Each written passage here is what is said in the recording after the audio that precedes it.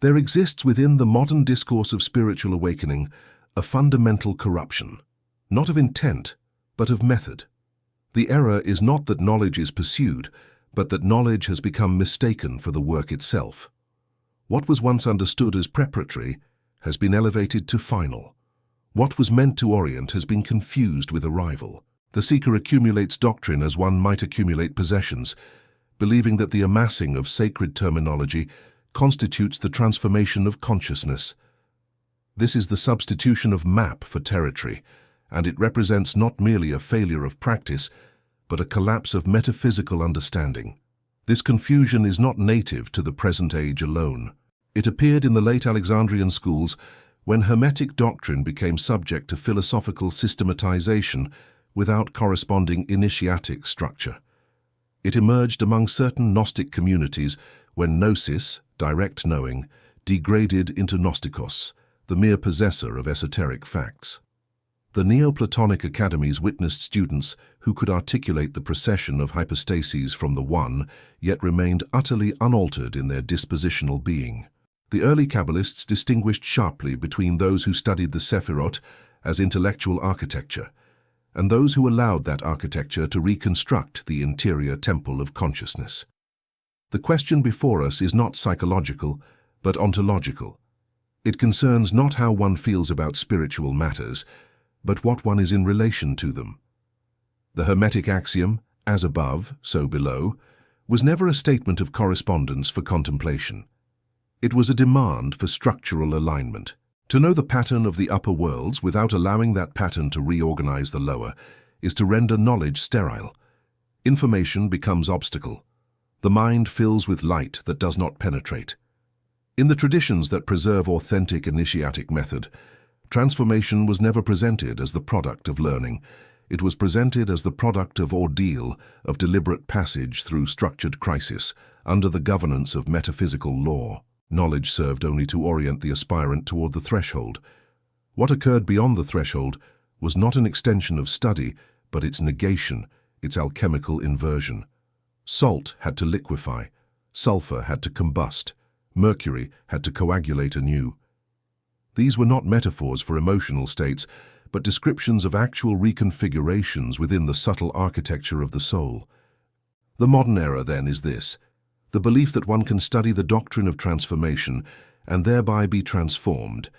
It is the assumption that consciousness operates like a mechanical system, where the introduction of correct information produces automatic alteration. But consciousness is not mechanism. It is a living triad, body, soul, spirit, and its transformation requires not the enlightenment of one aspect, but the complete reorientation of the whole. This reorientation cannot be known in advance. It cannot be taught, only undergone, and it cannot be avoided by those who would pass beyond the antechamber of spiritual dilettantism into the sanctuary of authentic metaphysical labor. To speak rightly of transformation, one must first establish the structure within which transformation occurs. The human being is not a unity awaiting perfection, but a triad awaiting alignment.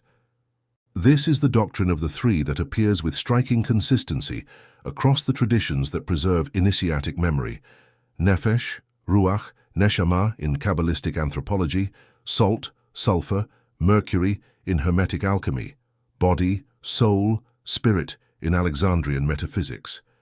Each formulation describes not three separate entities, but three modes of a single consciousness, three distinct densities of the same luminous substance.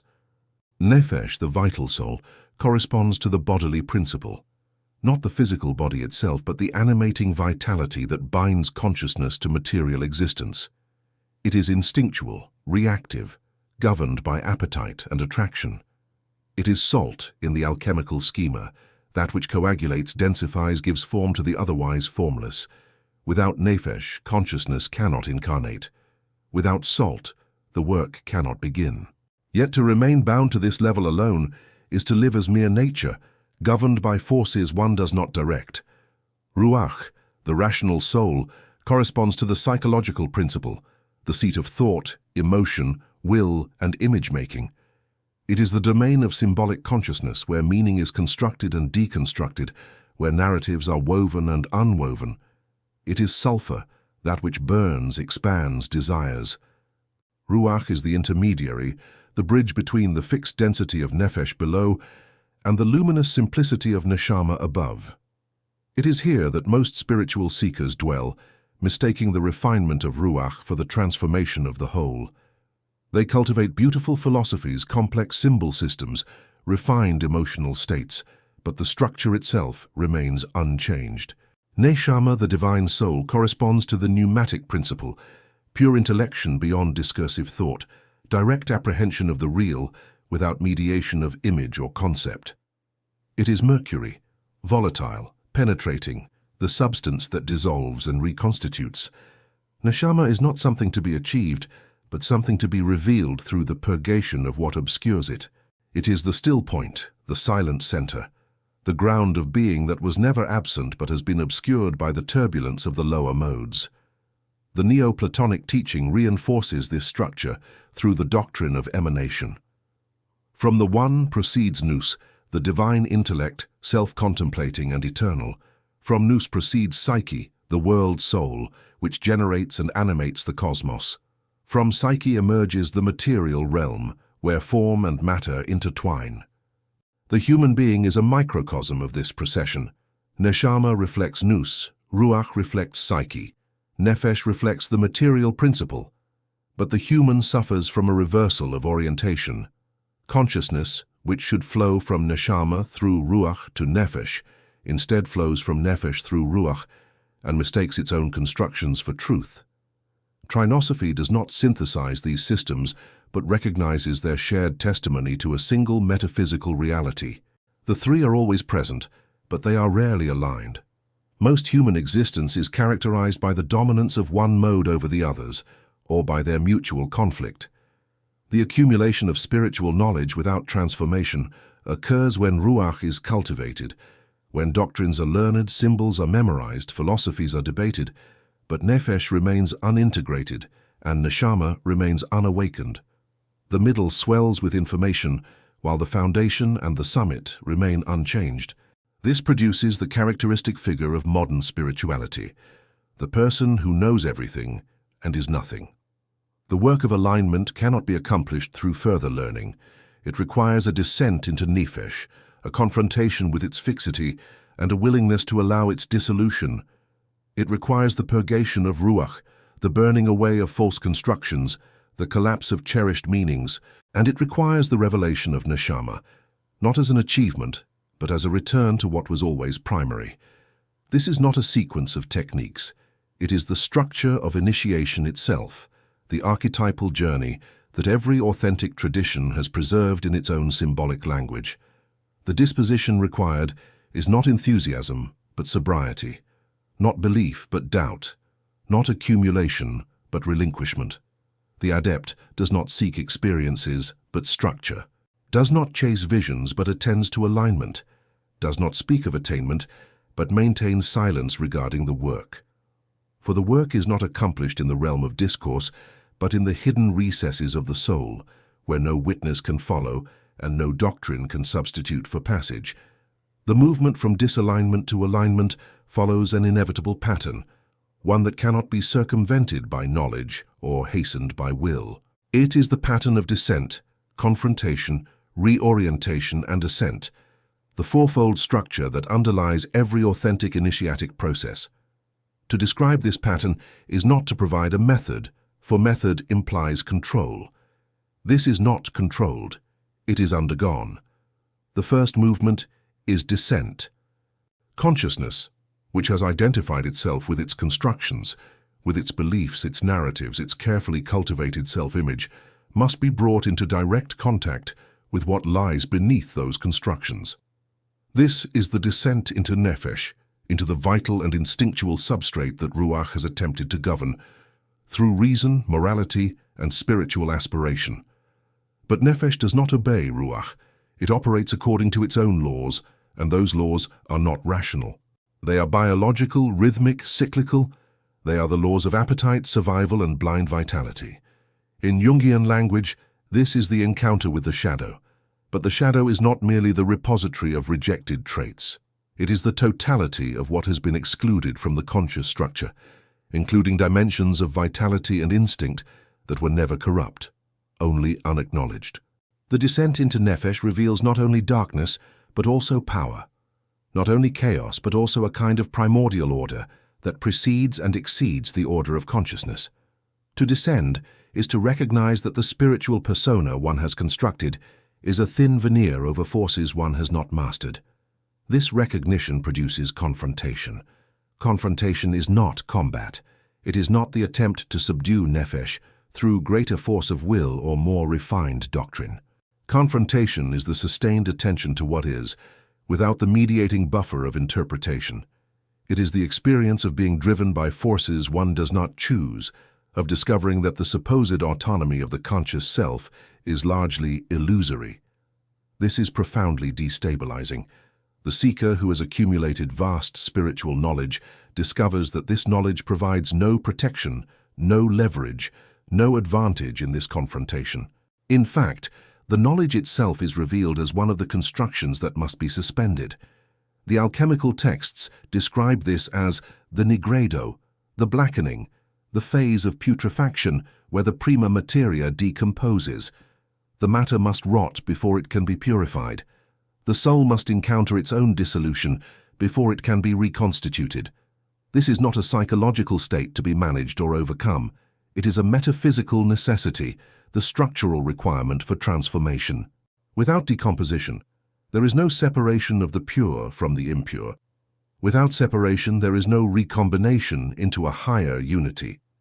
The phase of confrontation extends into what might be called suspension, the period where consciousness is held between two states, unable to return to its former condition, but not yet arrived at its new configuration. This is the most difficult phase to endure because it lacks all markers of progress. There is no visible movement, no sense of advancement. The knowledge that once provided orientation is now useless.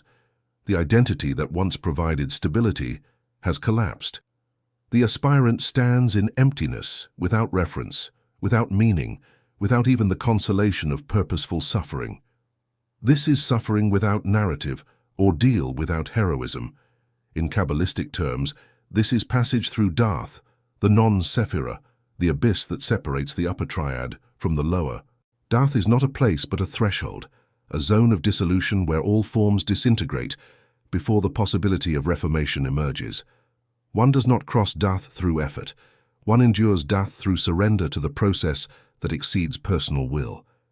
The ego structure, which has organized experience around its own persistence, must consent to its temporary eclipse. This consent is not a decision. It is what remains when all decisions have proven futile. From within this suspension, reorientation occurs. Reorientation is not insight. It is not the arrival of new knowledge or the clarification of old confusion. It is a shift in the center of gravity of consciousness itself. Where once Ruach was primary, where thought, emotion, and self-concept formed the nucleus of identity, now Neshamah begins to emerge as the true center. This emergence is not dramatic. It is subtle, almost imperceptible. It is the quiet recognition that consciousness does not originate in thought or emotion, but in something prior to both. Something that observes thought and emotion without being identical to them. The reorientation is often experienced as a kind of sobering, a loss of intensity. The spiritual dramas that once seemed urgent now appear as theater. The doctrines that once seemed profound now reveal themselves as provisional scaffolding. This is not disillusionment in the sense of disappointment, but disillusionment in the literal sense, the removal of illusion. What is disclosed is not a new truth to replace the old, but a mode of being that is no longer dependent on truth claims at all. Consciousness ceases to seek its ground in belief and discovers its ground in presence. From this reorientation, ascent becomes possible. But ascent does not mean return to the former condition, now improved. Ascent means the reconstruction of the triad in proper order. Neshamah, no longer obscured, becomes the governing principle. Ruach, no longer inflated with false primacy, assumes its proper role as the instrument of Neshamah, translating pneumatic apprehension into symbolic and conceptual form where necessary. Nefesh, no longer rejected or feared, is integrated as the foundation, the necessary density that allows spirit to act within the material world. The ascent is a spiral, not a ladder. Each turn of the spiral revisits the same themes: desire, meaning, identity, but from a progressively more integrated standpoint. The work is never finished, but it is no longer frantic. The seeker, now adept, no longer seeks. The accumulation of knowledge ceases because the need to know has been replaced by the capacity to be. This is not passivity. It is the highest form of action, action that arises from alignment rather than from the compensatory effort of a divided consciousness. To focus with greater precision on the central ordeal. The suspension between dissolution and reformation is the true crucible of transformation. It is here that the majority of seekers retreat, for it is here that all familiar structures of meaning collapse without immediate replacement. This is not depression, though it may resemble it. This is not despair, though it may feel adjacent to it. It is the metaphysical silence that follows when the constructions of Ruach have been exhausted, and Neshamah has not yet disclosed itself with sufficient clarity to provide new orientation. The characteristics of this phase are unmistakable. There is a loss of effective charge around spiritual concepts. Practices that once provided consolation now feel empty. Doctrines that once inspired awe now seem like words. The sense of progress, which sustained effort through earlier stages, evaporates. The aspirant cannot distinguish whether they are advancing or regressing, whether the work is proceeding or has failed entirely. There is no feedback, no confirmation, no sign, only the sustained absence of what was. This absence is not pathological, it is teleological. It serves a precise function within the structure of transformation. It deprives consciousness of all external supports so that it may discover its own ground. As long as consciousness can orient itself through belief, doctrine, or experience, it has not yet found its true center. The abyss forces consciousness into absolute self-reliance, not the self-reliance of the ego, which is merely another construction, but the self-reliance of that which remains when the ego has nothing left to grasp. The distinction between initiatic crisis and psychological breakdown is crucial here. Both involve the collapse of meaning structures. Both produce profound disorientation. But initiatic crisis is contained within a teleological framework. The dissolution serves transformation. The suspension is temporary, though its duration cannot be predicted. The process, though destructive, is not random. It follows metaphysical law. Psychological breakdown, by contrast, is entropic. It does not serve a higher integration, but represents the failure of integration. It produces fragmentation without subsequent reorganization. The challenge is that this distinction cannot always be clearly discerned from within the experience itself. The person undergoing initiatic crisis may fear that they are succumbing to pathology. Those observing from outside may interpret initiatic crisis as pathology and intervene in ways that interrupt the process. This is why traditional initiatic structures provided containment, the presence of those who had passed through the ordeal and could recognize its signs, who could distinguish between dissolution that serves transformation and dissolution that requires therapeutic intervention. In the absence of such structures, and modernity is characterized precisely by this absence, the aspirant must rely on their own discernment, though discernment itself is what the crisis undermines. Certain markers can be noted. If the dissolution is initiatic, there remains beneath the surface a kind of mute consent, a dim recognition that this is necessary. If the dissolution is pathological, there is only resistance, only the sense of being destroyed without purpose. Initiatic crisis, however severe, does not eradicate the fundamental sense of participation in a meaningful process. Pathological breakdown eradicates meaning itself. The abyss also reveals the insufficiency of accumulated knowledge with stark clarity. The person who has studied Hermeticism, Kabbalah, Alchemy, who can articulate the structure of the Sephirot or the stages of the great work, discovers that none of this knowledge provides leverage in the abyss. The doctrines cannot be applied. They cannot resolve the suspension. They are, in this moment, revealed as what they always were: maps of territory that must be traversed directly, without the mediation of the map. To know the structure of transformation is not to have undergone transformation. The abyss is where this distinction becomes undeniable. What is required in the abyss is not knowledge but endurance, not understanding but patience, not effort but the cessation of effort. The aspirant must learn to remain present within the absence, to sustain consciousness without content, to exist without the scaffolding of meaning. This is acutely uncomfortable. The mind, habituated to constant activity, to constant seeking of resolution, rebels against this enforced stillness, but the rebellion itself must be observed and allowed to exhaust itself. There is nothing to do because doing itself is what must be suspended. Gradually, and this gradualness cannot be hastened, the quality of the absence begins to change. It becomes less oppressive, less threatening. The silence that was once terrifying becomes tolerable, then almost companionable. Consciousness begins to recognize itself as that which remains when all content has been stripped away. This is the first glimmer of Neshamah, not as an object of awareness but as awareness itself, prior to all objects. It is not dramatic. It is almost disappointingly subtle, but it is irreversible.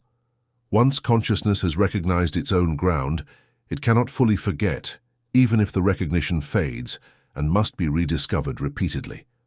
The emergence from the abyss does not produce the enlightened being of popular spiritual imagination. It produces something quieter, less conspicuous, the person who has undergone alignment. The triad of body, soul, and spirit no longer operates in mutual conflict or hierarchical suppression. Nefesh is neither rejected nor indulged, but integrated as the foundation of incarnate existence.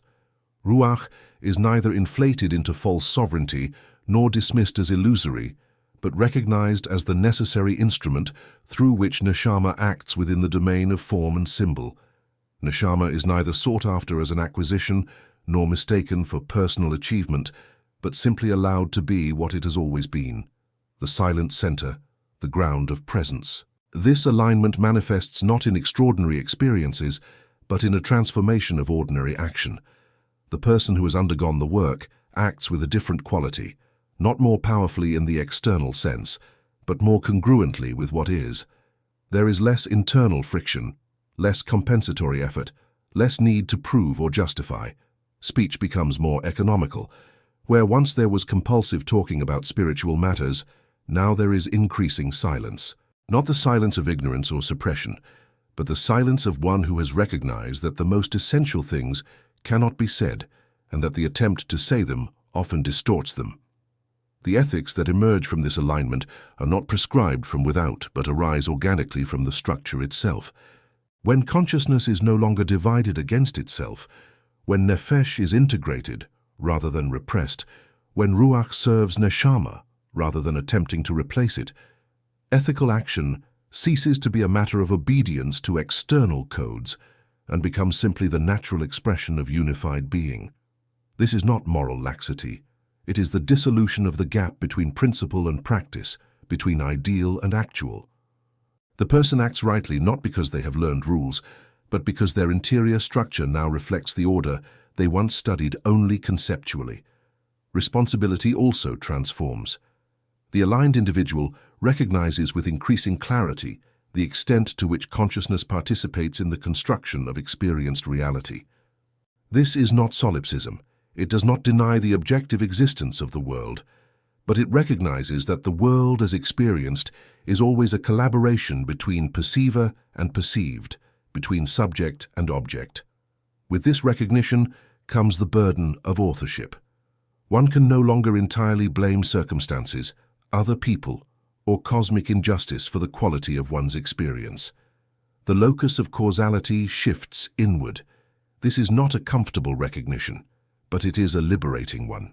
If consciousness participates in the construction of its experience, then consciousness also has the capacity to reconstruct that experience through the transformation of its own structure. Yet this transformation does not produce grandiosity. The person who has undergone authentic initiatic passage does not emerge with inflated self-estimation or messianic pretension. They emerge, rather, with a kind of philosophical humility. The recognition that what has occurred is not personal achievement, but conformity to metaphysical law. The structure of the cosmos has been allowed to express itself through the microcosm of individual consciousness. This is reason for gratitude, perhaps, but not for pride. The work was not accomplished by the ego, but through its temporary eclipse. The ongoing life of the adept is characterized by what might be called maintenance. The alignment, once achieved, is not automatically permanent. The tendencies toward disalignment, the inflation of Ruach, the rejection of Nefesh, the obscuring of Neshamah, persist as possibilities. They must be met with renewed attention, with the willingness to undergo lesser versions of the original ordeal whenever consciousness begins to drift from its center. This is not failure. It is the natural rhythm of incarnate existence, the oscillation between clarity and confusion that characterizes embodied consciousness. The adept also bears a specific relationship to knowledge. Knowledge is no longer pursued as substitute for transformation, but recognized as the articulation of what has already been structurally apprehended.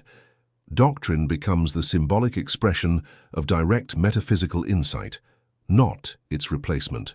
The adept may study with renewed interest the very texts that were useless in the abyss, but now reads them differently, not as instructions to be followed, but as confirmations of what has been discovered through ordeal. The maps make sense because the territory has been crossed. Finally, the adept recognizes that they cannot transmit the transformation they have undergone to another through teaching. They can articulate structure, they can describe pattern, they can point toward the threshold, but they cannot carry another across that threshold. Each consciousness must undergo its own descent, endure its own suspension, discover its own reorientation. The role of the adept in relation to others is therefore limited: to preserve the structural knowledge that orients toward initiation, to recognize the signs of authentic ordeal in another, and to maintain silence regarding that which cannot be communicated. This is not withholding, it is recognition of metaphysical necessity. The work is solitary even when conducted within a community. The abyss is crossed alone. What cannot be unified within remains divided without.